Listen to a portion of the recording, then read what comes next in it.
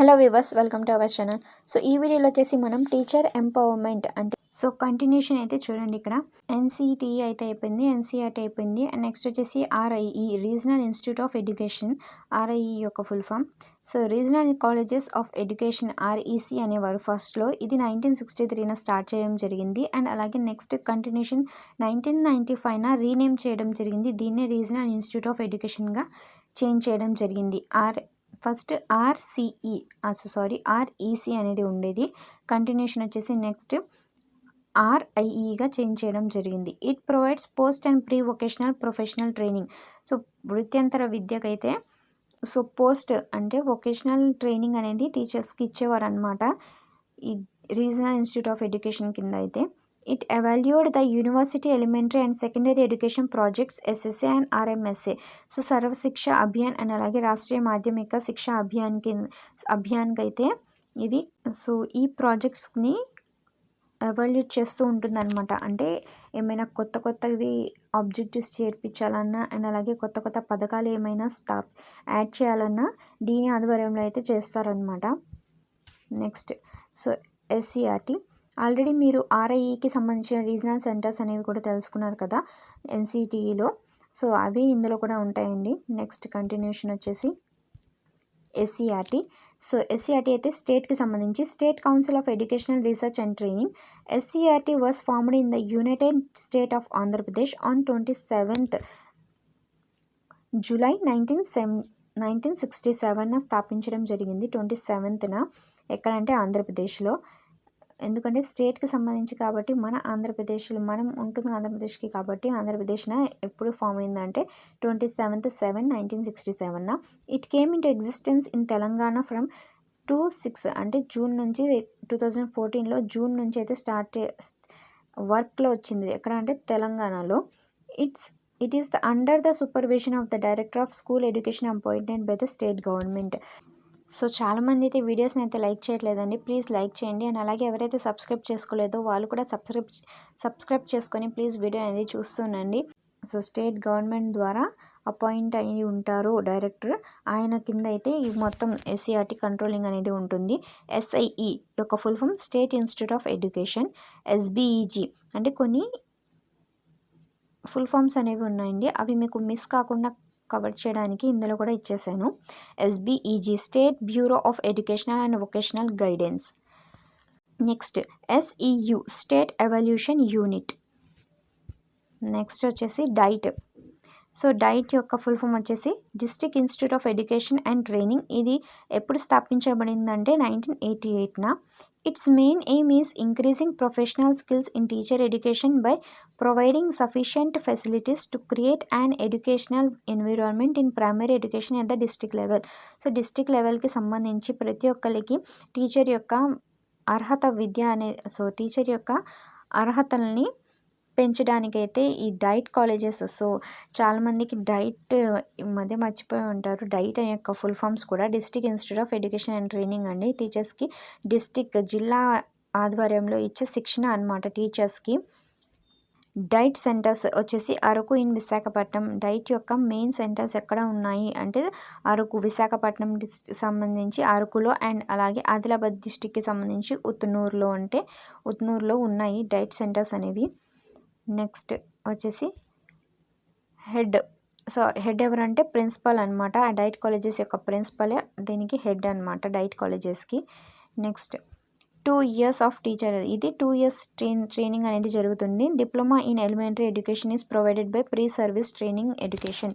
So pre service training ఇచ్చేది diploma in elementary, DEd అంటారనమాట. Diploma in elementary education 1 to 5th వరకు. ఇది 2 years training అయితే ఉంటుంది.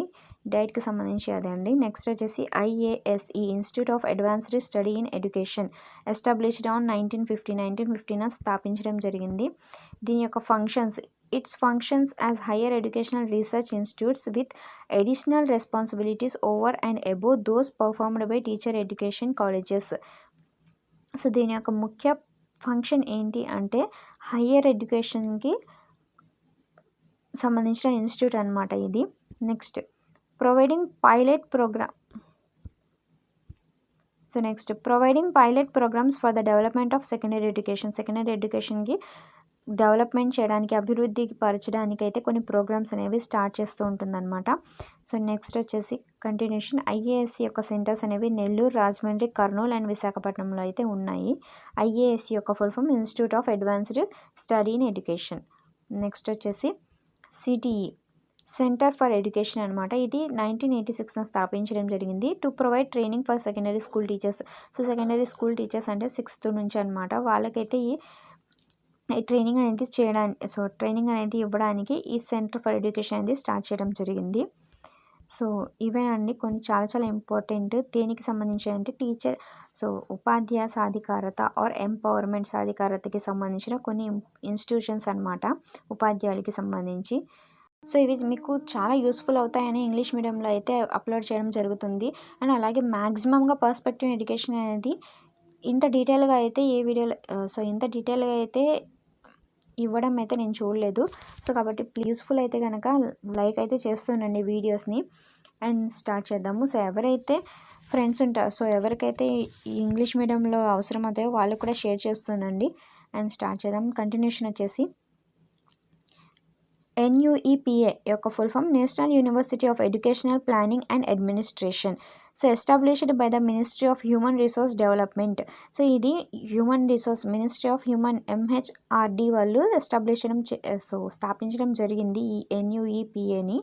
ఇయర్ వచ్చేసి 1962 అండ్ దీన్నే రీనేమ్ చేయడం జరిగింది NIEPAగా 1979. So national institute of, so ఇక్కడ యూకి బదులు ఐ అనమాట, national institute of educational planning and administration. Its function is conducting pre professional and post professional training programmes in educational planning administration and their branches.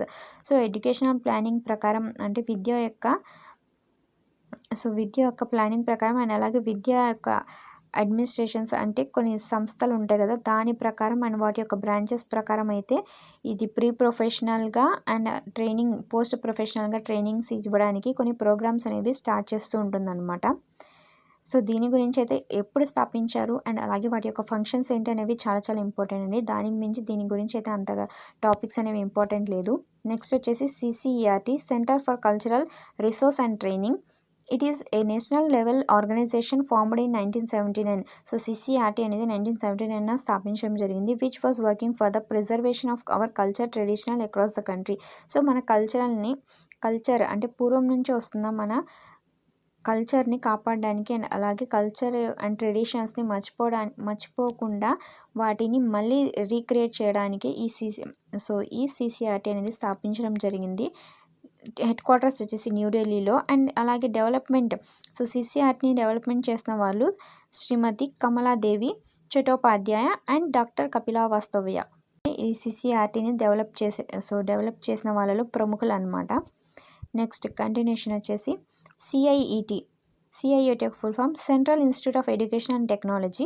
ఇది 1984 స్థాపించడం జరిగింది. దీని యొక్క aim ఏంటంటే to promote educational technology to extend educational opportunities. So విద్య యొక్క కొన్ని ఆపర్చునిటీస్ని పెంచుకోవడానికి అండ్ అలాగే ఇంప్రూవ్ క్వాలిటీ ఆఫ్ ఎడ్యుకేషన్ యొక్క క్వాలిటీని పెంచుకోవడానికి ప్రాసెసెస్ ఎట్ ద స్కూల్ లెవెల్కి సంబంధించి మొత్తాన్ని ఇంప్రూవ్ చేయడానికైతే ఈ CIET అనేది ముఖ్య ఉద్దేశం అనమాట. Educational perspective book year. So ఇది వచ్చేసి 1982 ప్రచురించబడింది అనమాట. ఎడ్యుకేషనల్ పర్స్పెక్టివ్స్ బుక్ ఇయర్ అని చెప్పడం జరుగుతుంది 1982. Also known as central visual and auditory development institute. So దీన్నే CIETనే central visual and auditory development institute అని కూడా అంటారనమాట.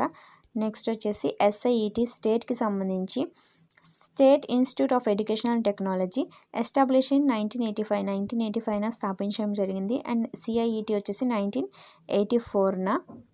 సో సెంట్రల్కి సంబంధించి 1984లో స్థాపిస్తే స్టేట్కి వచ్చేసి 1985 స్థాపించడం జరిగింది. దీన్నే state audio visual education development centre అంటారు.